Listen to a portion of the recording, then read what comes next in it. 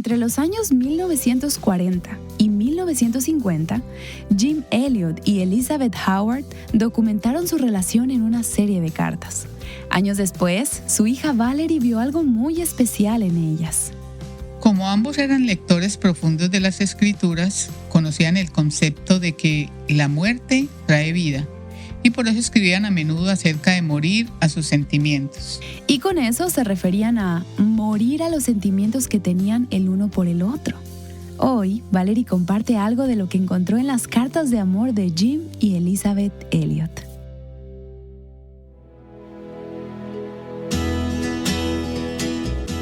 Estás escuchando Aviva Nuestros Corazones con Nancy DeMoss Wolgemuth, autora de Escoge Perdonar, en la voz de Patricia de Saladín.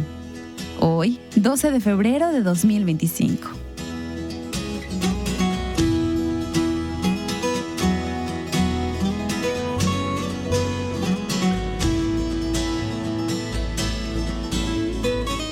¿Recuerdas la época en que la gente se comunicaba a través de cartas?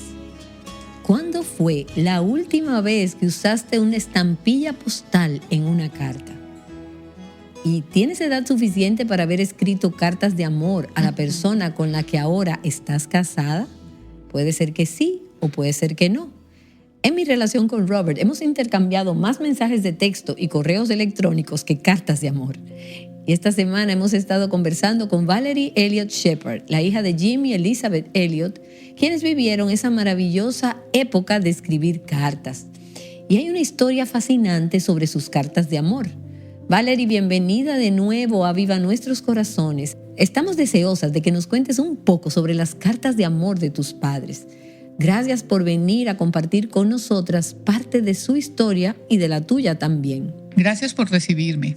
Y permíteme decirte que si te perdiste los episodios anteriores o no estás familiarizada con la historia de Jim y Elizabeth Elliot, asegúrate de visitar avivanuestroscorazones.com para escucharlos. Porque Val compartió con nosotras parte de esa fascinante historia que es realmente importante en la historia cristiana. No querrás perdértela, así que puedes regresar y escucharla. En estos últimos años, Valerie ha recopilado las cartas de amor que sus padres se escribieron y nos contará cómo llegó a unirlas en un libro titulado Devotedly. En español sería como Total Devoción, pero lamentablemente está solo disponible en inglés. Entonces, Val, tú eres la hija.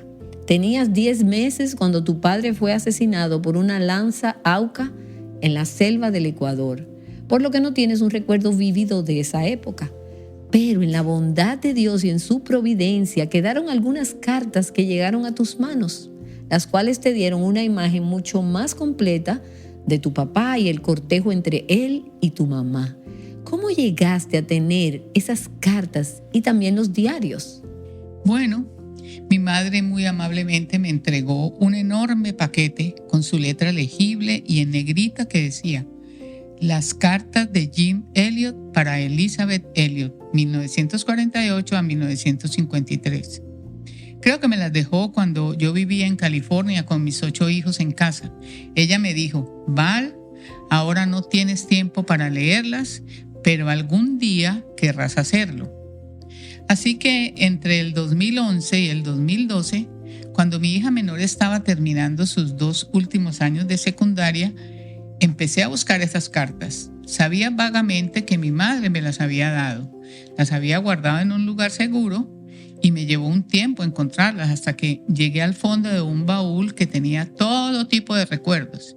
Y allí estaba ese maravilloso paquete de sus cartas para ella. Cuando ella me las dio, me dijo: Pero Val, lamentablemente tu padre destruyó todas mis cartas. Y pensé: qué triste, porque mi mamá era una gran escritora.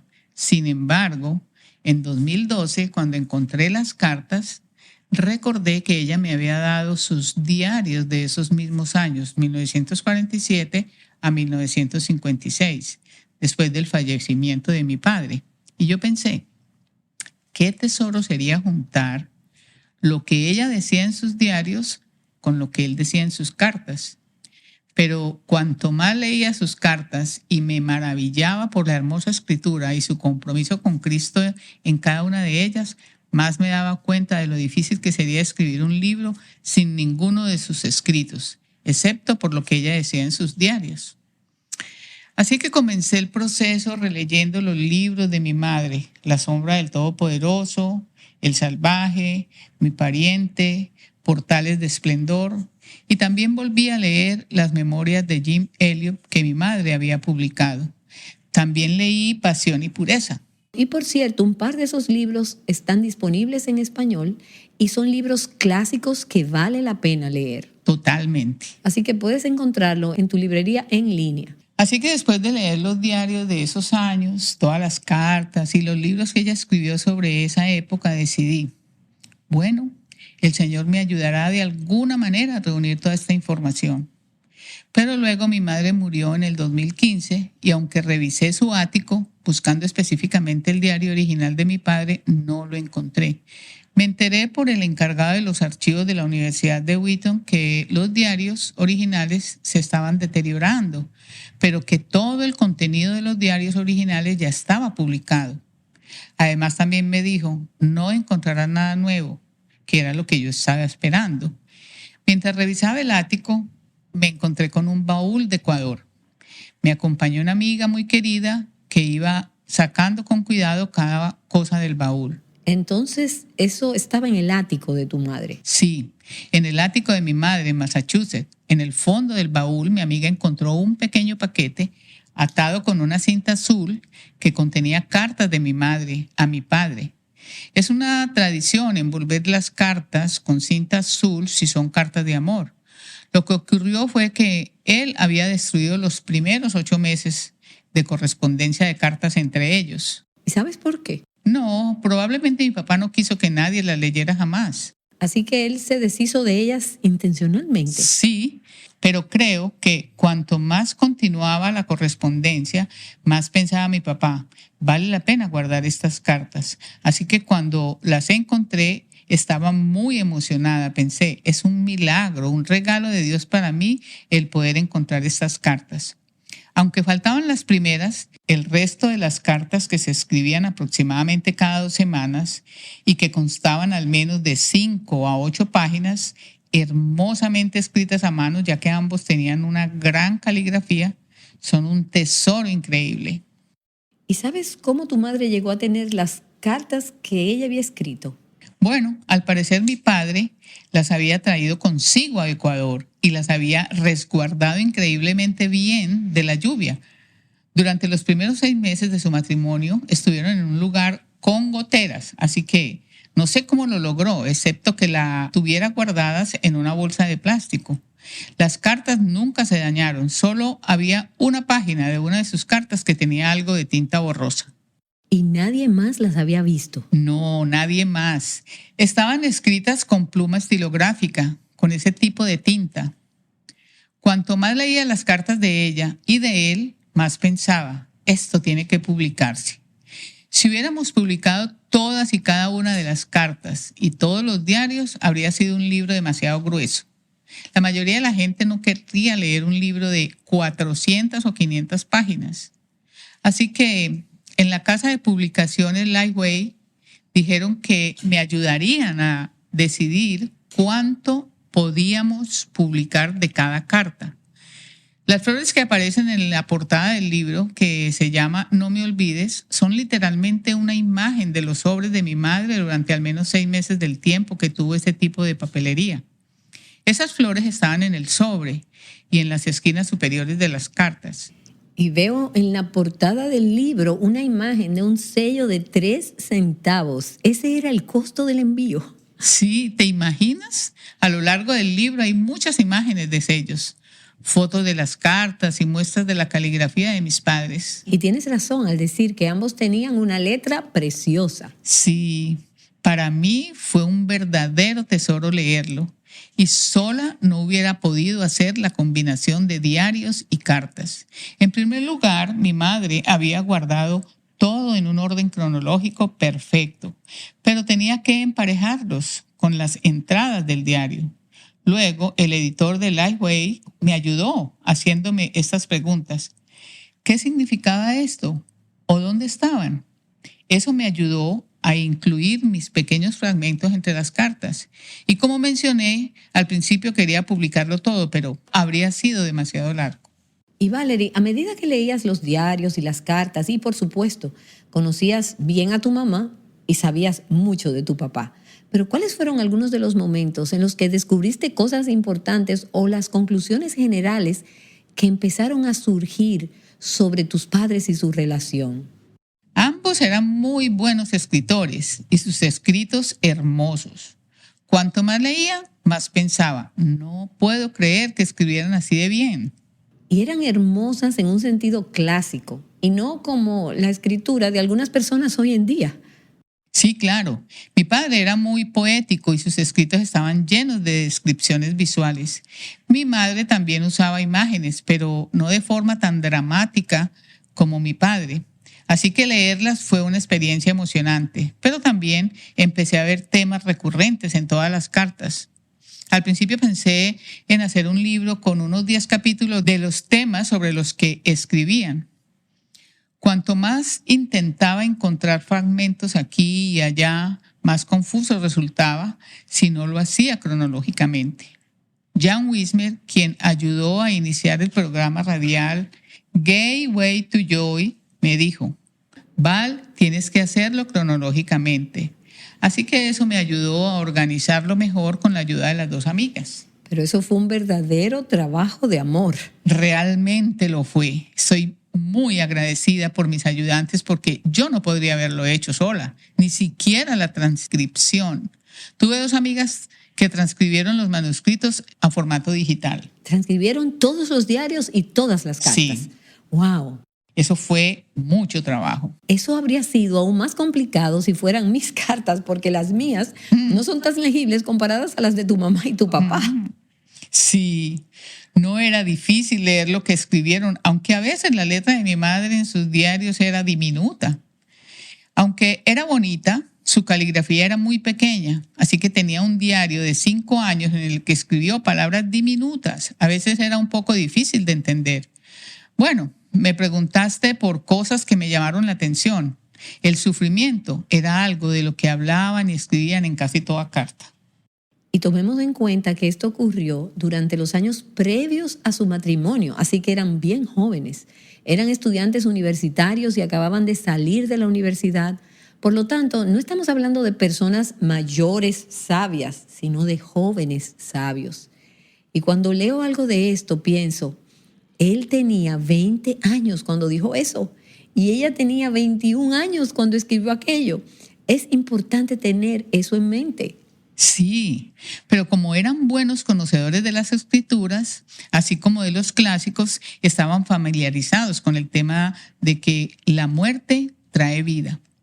A menudo escribían sobre morir a sus propios sentimientos, especialmente mi padre. Mi madre era un poco más reservada al compartir sus sentimientos con él, sobre todo cuando aún no estaban comprometidos. Él le había dicho que no se casarían a menos que Dios lo dejara muy claro. Entonces él hablaba de morir a sus sentimientos por ella. Sí.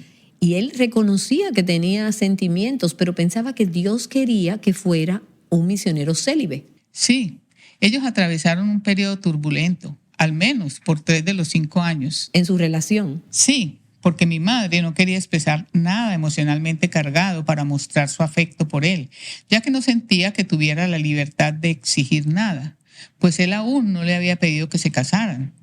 Él había dicho, Dios nos unió por alguna razón, pero aún no sé si es para casarnos. Así que intelectual y espiritualmente estaban completamente en sintonía. A menudo compartían citas de Amy Carmichael o himnos que hablaban del sufrimiento. Sabían que debían morir a sí mismos y que Cristo y la cruz debía estar en el centro de su enfoque. Y nosotros tuvimos el privilegio de tener una grabación y escuchar cómo tu madre conoció a Jim en sus días en la Universidad de Wheaton. Elizabeth recordaba cómo ella y tu padre Jim se conocieron cuidadosamente antes de permitir que sus emociones se desbordaran. Y Valerie, has mencionado que el sufrimiento era un tema importante en sus cartas. No es que supieran que él iba a morir en el campo misionero, pero sí que tenían que estar dispuestos a renunciar a esta relación si eso era lo que más honraría al Señor.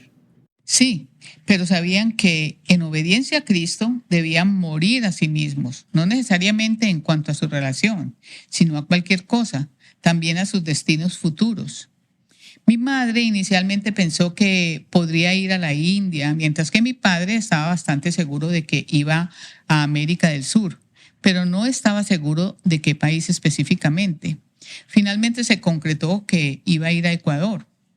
En un momento dado pensó que se iba al sur del Océano Pacífico y en otro momento pensó que se iba a África, así que de nuevo Podían haber estado a un mundo de distancia. seguían hablando de este inusual encuentro de mentes y corazones que ellos habían experimentado en el último año de universidad de mi madre y en el penúltimo año de mi padre. Pensaban, ¿por qué Dios nos juntó? Ambos sabemos que podríamos terminar como misioneros solteros. Entonces, Valerie, mientras leías las cartas que se escribían, ¿tú percibías esa tensión? A veces mi padre era tierno o cariñoso en sus palabras escritas. A veces mi madre parecía muy tranquila y lógica, sin mostrar emoción. Hubo un par de cartas en las que él casi le pedía que dijera algo más afectuoso, pero ella respondía, pero si no tenemos nada que reclamarnos el uno al otro. Así que ella se mantenía distante. Sin embargo, había algunas cartas en las que ella decía lo justo para darle un poco de esperanza o ánimo, quizás como si realmente lo amara, pero ella no le dijo te amo hasta que se comprometió con él. Y esa es la historia de Robert y mía. Estás contando nuestra historia. ¿En serio? ¿Tú tampoco lo dirías? No, y no digo que esté mal hacerlo, pero a mí no me parecía correcto hacerlo. Y en estos tiempos donde te amo se dice tan fácilmente a cualquiera, muchas veces es expresado a la ligera. Por aquel entonces las palabras o la frase te amo no se oían en la casa de los Howard, la familia de mi madre. Todos los hijos, ya adultos, decían ser conscientes de que sus padres los amaban. Eran padres que disciplinaban, como dice la Biblia. Si amas a tus hijos, los disciplinas. Y así era como sabían que eran amados. Lo sabían porque los padres se dedicaban a sus hijos. Por ejemplo, mi abuelo dedicaba todos los sábados por la tarde a sus hijos. Los llevaba a pasear y a escuchar a los pájaros, ya que él era un ornitólogo apasionado. Había un gran compromiso con la familia, con la lectura diaria de las escrituras y con la oración. Pero no fue hasta que mi madre se fue a los 14 años que ella vio en la carta que su madre le escribió la frase, con mucho amor, mamá. Y pensó, sabía que mis padres me amaban, pero no lo escuchábamos. No decían te amo, como lo decimos tan libremente hoy en día. Así que ella no iba a expresar esos sentimientos tan fácilmente con Jim. Así es, eso significaba mucho para ella y sentía que no debía decirle algo así a menos que estuvieran realmente comprometidos para casarse. Pero esto realmente se debía a que su padre le había enseñado a sus 4 hijos, a los hermanos de mi mamá, que no se le dice a una mujer que la amas a menos que estés listo para pedirle que se case contigo. Así que Jim no sentía lo mismo. Él sí estaba dispuesto a decirlo. Bueno, él dijo, te amo, tal vez 1 o 2 veces en el primer año de su relación. Y a medida que continuaban esas conversaciones sobre lo que significaba seguir a Cristo y amarse mutuamente, mi padre usaba principalmente esa expresión. Más se hacía evidente la lucha de, ¿qué hacemos con esto? Hay una carta que me hizo mucha gracia. Mi madre escribió una carta larga de 11 páginas sobre lo que era la verdadera amistad entre cristianos. Para ella, un hombre y una mujer, como cristianos, podían amarse verdaderamente en Cristo. Pero la amistad era dada por Dios y debía ser honorable, santa ante Él. Pero no era un romance. Así que ella le escribió esta carta explicando de manera lógica cómo podían ser verdaderos amigos, compartiendo la mente y el corazón, pero todavía sin compromiso de matrimonio. Ella esperaba ansiosa a que él contestara lo que pensaba de su carta, porque ella había orado y reflexionado mucho sobre lo que había escrito. Él esperó varias semanas y finalmente le contestó: he leído tu larga carta y no le encuentro sentido. Por lo tanto, no voy a responder nada, lo cual fue terriblemente decepcionante para ella porque había pensado mucho en ello. Una vez más, él quería escuchar palabras emocionalmente cercanas. Y esa fue una pista de dónde estaba el corazón de tu madre. Exacto, así era ella. Y sin embargo, está claro en sus diarios que su corazón estaba siendo atraído por él y que ella también estaba luchando con la pregunta de si era la voluntad de Dios. Pero ella también esperaba que él se declarara o que tomara la iniciativa. Y eso es tan anticuado. Eso es lo que parecería hoy en día. Pero hay algo tan dulce y hermoso que creo que nos perdemos en estos tiempos por no tener ese sentido de dominio propio y de la espera, la voluntad de esperar. Y debo decir que en aquel entonces se enseñaba a retrasar la gratificación. Hoy en día parece que cada vez hay menos padres que enseñan a sus hijos a esperar por cosas que se pueden apreciar mejor si han trabajado duro, si se han esforzado por conseguirlas, como un carro, por ejemplo, si aún estando trabajando para ahorrar dinero para tener un carro. Hay tantos padres o abuelos que regalan carros a los adolescentes sin la expectativa de que aprendan a ser responsables ganándose primero el dinero. Creo que la historia de mis padres es hermosa porque lo que compartieron era atemporal en su deseo de entregar sus vidas y seguir a Cristo. Cuando estaban sentados en un cementerio en la Universidad de Wheaton, unos días antes de la graduación de mi madre, la luna salió detrás de ellos. La luz de la luna proyectó la sombra de una cruz alta de piedra justo entre los dos mientras estaban sentados en una banca. Se sentaron en silencio mientras pensaban en su compromiso con Cristo y en el hecho de que tendrían que morir a sus sentimientos para entender lo que Cristo quería para ellos y si Él les permitía casarse. Su amor era real, profundo, hermoso, pero también era algo que debían dejar en el altar. ¡Wow! ¡Qué historia tan hermosa! Hemos estado escuchando una conversación entre Nancy DeMoss Wolgemuth y Valerie Shepard, quien descubrió muchas de las cartas de amor de sus padres en un baúl en el ático. ¿No te dan ganas de buscar papel y sentarte a escribir una carta de verdad? Valerie recopiló muchas de estas cartas en su libro titulado Devotedly, Total Devoción en español, que es como Jim solía firmar sus cartas para Elizabeth. El subtítulo es Las cartas personales y la historia de amor entre Jim y Elizabeth Elliot. Este recurso solo está disponible en inglés. Y bien, el día de mañana continuaremos esta conversación junto a Valerie. ¡Te esperamos!